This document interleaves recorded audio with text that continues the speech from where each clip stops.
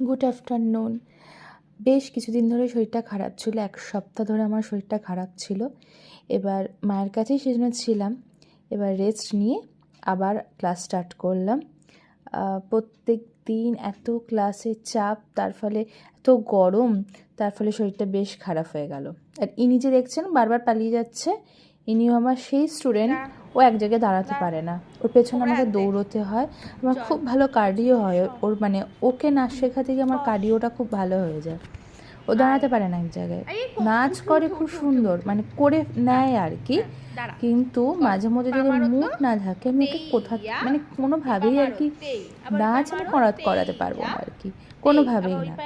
যাই হোক, এইগুলোই তো বাচ্চা, আজকে এরা বড় হয়ে যাবে, এই সুন্দর সুন্দর পাগুলো অনেক বড় বড় নাচ করবে। যাই হোক, এই হলো আমার সারাদিনে 1 সপ্তাহ শরীর খারাপের পর আবার ভালো করে ক্লাস স্টার্ট করা।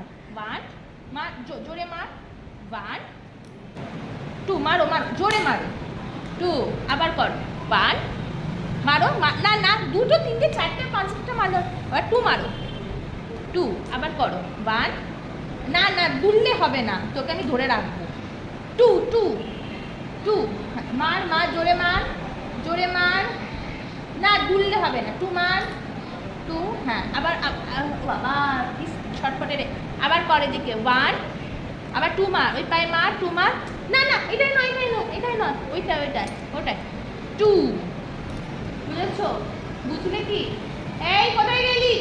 আয় আয় আয়, খালি পালিয়ে যাস কেন তুই? ভালো লাগে না এক জায়গায় দাঁড়াতে তোকে? তুই কি পুরো পাখি? এক জায়গায় দাঁড়াতে পারিস না? পাখি থাকবি, ওর নাচ করলে আরো পাখির মতন বুঝেছিস? কর 1 2 না, এই পাটা নহো।